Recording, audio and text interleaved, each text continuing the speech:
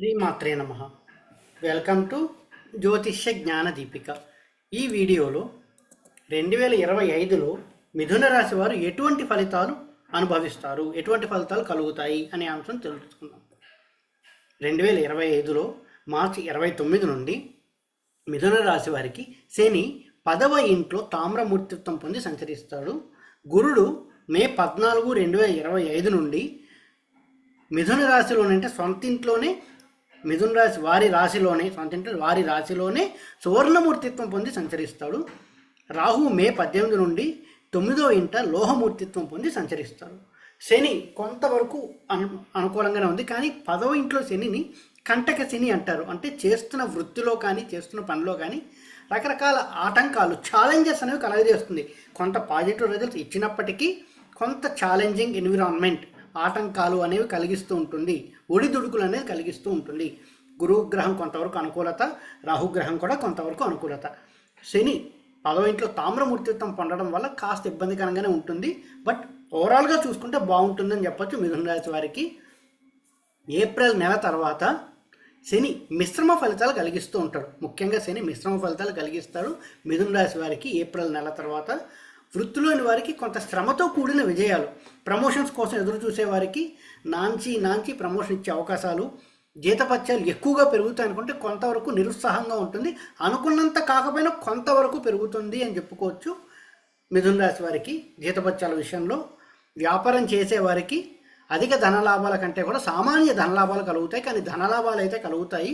కొంత అధిక శ్రమ అనేది ఉంటుంది వీరికి, ఉద్యోగంలో కావచ్చు, వ్యాపారంలో కావచ్చు. అనవసరమైనటువంటి ధన వ్యయం జరిగే అవకాశం కొంతవరకు ఉంటుంది, కొంతమేర ధన వ్యయం కూడా జరుగుతూ ఉంటుంది శని వలన. విద్యార్థులు మాత్రం అధిక శ్రమ పెట్టి చదివితే కొంతవరకు మంచి మార్కులతో పాస్ అవుతారు. ఎంత టాప్ ర్యాంకర్స్ అయినా కూడా కొంత శ్రమ అధికంగా పెట్టాలి, అప్పుడే అనుకున్నన్ని మార్కులు సాధించవచ్చు. లేదంటే కాస్త మార్కులు తగ్గే అవకాశం కనిపిస్తుంది. శ్రమ చాలా అధికంగా పెట్టాలి విద్యార్థులందరూ, ఎక్కడ చదువుతున్న వాళ్ళైనా సరే, ఇండియాలో కావచ్చు, ఫారెన్లో కావచ్చు. అధిక శ్రమ పెట్టి శ్రద్ధ ఎక్కువగా ఉండాలి, శ్రద్ధ ఎక్కువగా పెట్టుకుని చదువుకోవాలి. అప్పుడే అనుకున్నంత వరకు రిజల్ట్స్ వచ్చే అవకాశం కొంతవరకు ఉంటుంది మిథున రాశి వారికి. ఇక గురుడు యొక్క అనుకూలత వలన సువర్ణమూర్తిత్వం పొంది మిథున రాశిలోనే ఉన్నాడు. కొంతమేర ధనలాభాలు కలుగుతాయని చెప్పుకోవచ్చు. డబ్బు సంపాదించాలని ఆలోచనలు వస్తూ ఉంటాయి, అవి సంపాదించడానికి ప్రణాళిక కూడా వేసుకుంటారని చెప్పుకోవచ్చు మిథున రాశి వారు. అవి కొంతవరకు సఫలీకృతం అవుతాయి, ధనలాభాలు కొంతవరకు బాగుంటాయి. ఆరోగ్యం కొంత కుదుట పడుతుందని చెప్పుకోవచ్చు. ఎవరైనా అనారోగ్య సమస్యలతో ఇబ్బంది పడితే కొంత ఆరోగ్యం కుదుట పడుతుంది. సంతానం కోసం ప్రయత్నించేవారికి సంతాన భాగ్యము అనేది ఖచ్చితంగా ఉంది. ఉద్యోగంలో కొంత శ్రమ తర్వాత ప్రమోషన్లు దక్కుతాయి. అనుకున్నంత ప్రమోషన్లు కాకపోయినా కొంతవరకు ప్రమోషన్ అనేది దక్కుతుంది, కొంత ఆనందం అనేది దక్కుతుంది అని చెప్పుకోవచ్చు. అదృష్టం ఎప్పుడు వెన్నంటే ఉంటుంది. తీర్థయాత్రలకు వెళ్తారు, దేవాలయ సందర్శనలు అనేవి చేస్తూ ఉంటారు.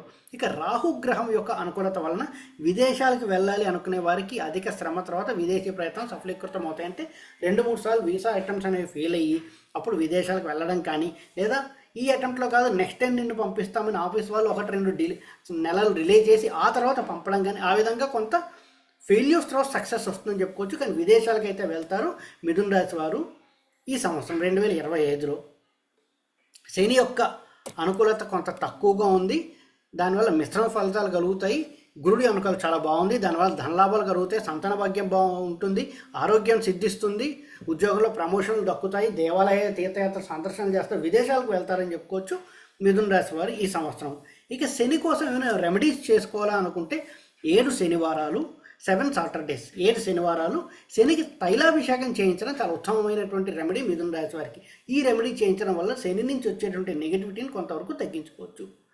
ఈ వీడియో కనుక మీకు నచ్చినట్టయితే లైక్ చేయండి, మీ ఫ్రెండ్స్ అందరితో షేర్ చేయండి. మరిన్ని వీడియో నోటిఫికేషన్స్ కోసం మా ఛానల్ సబ్స్క్రైబ్ చేసుకోండి. ఓం నమో నారాయణ.